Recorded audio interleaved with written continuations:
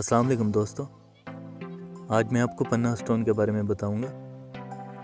पन्ना stone ज़मुर्द की एक किस्म है।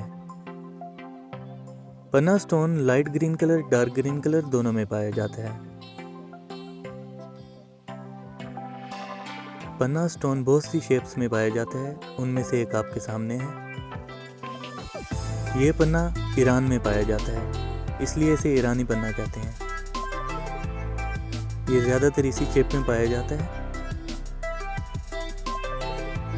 दोस्तों, अगर आपने ओपल, रूबी, पुखराज, नीलम इस तरह के स्टोन्स लेने हो तो गारंटी के साथ लिया करें।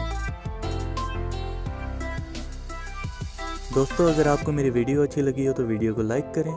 अगर न्यू हैं तो चैनल को सब्सक्राइब कर दें और बेल आइकॉन को ज़रूर दबा दिया करें ताकि मेरी न्यू आने वाली वीडियोस आप तक पहुंचती रहें।